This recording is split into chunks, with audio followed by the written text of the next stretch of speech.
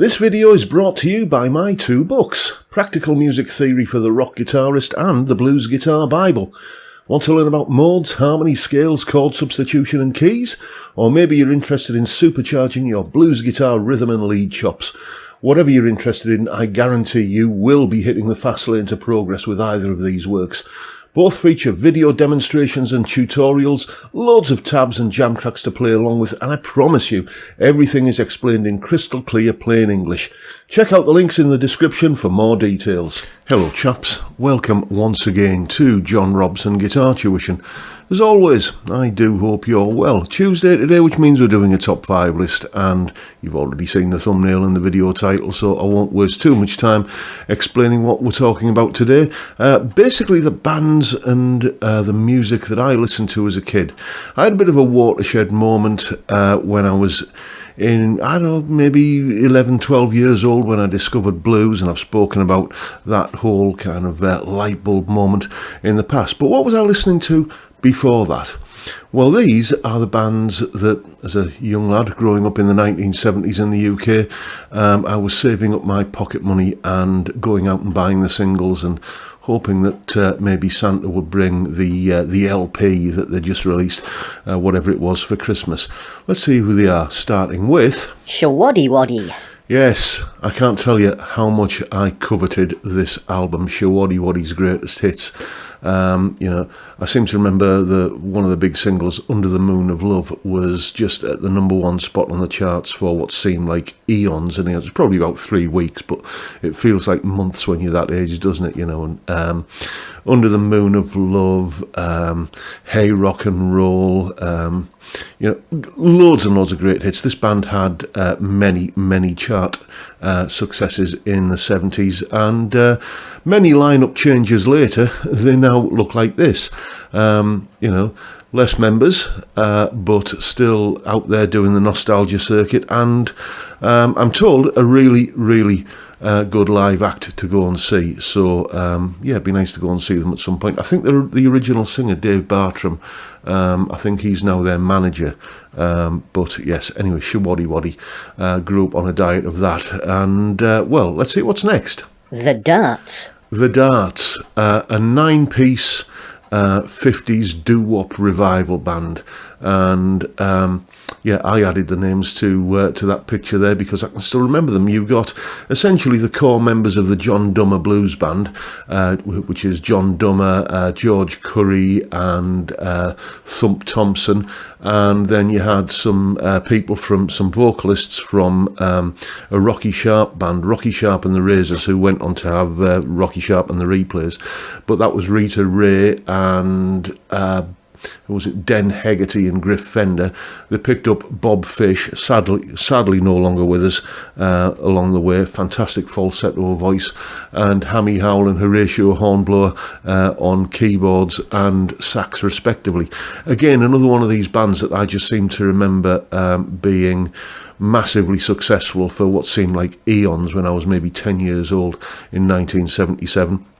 The hits Daddy Cool, Come Back My Love, Boy from New York City, It's Raining, loads and loads of kind of things that were all over the radio and all over the top of the pops and stuff like that. There's a really good documentary about their reunion, which was in, I think, 2007 or something like that. It's on YouTube, so I'll put a link to it down below, and you get like a bit of a history of the band as well. So, I love this band, and all of the bands on this list. Let's see who's next. The Boomtown Rats. Boomtown Rats.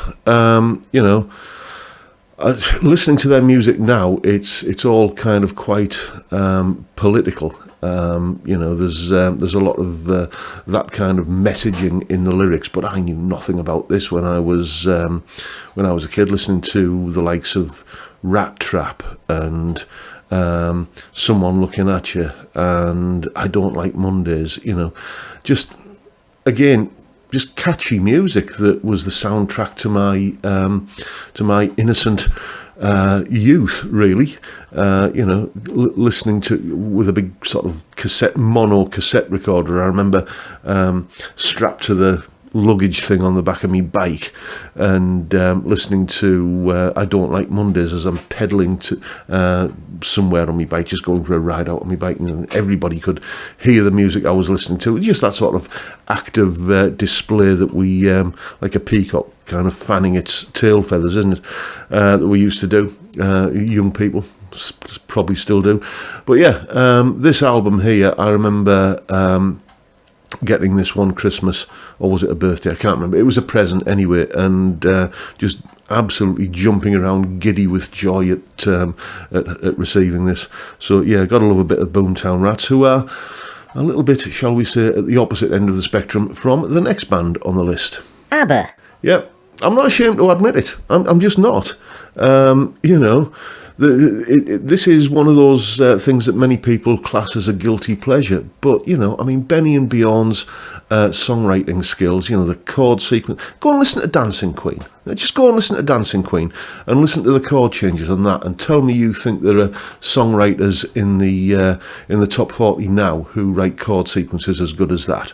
You know, the close harmony singing and just the production on it and everything, all of their stuff, it's just impeccable. There's a reason why, you know, they got back together to do that sort of hologram video kind of reunion sort of thing where it looks like them, but it's just actually, you know, kind of a projection or something. A mate of mine's been to see it and he said it was absolutely fantastic.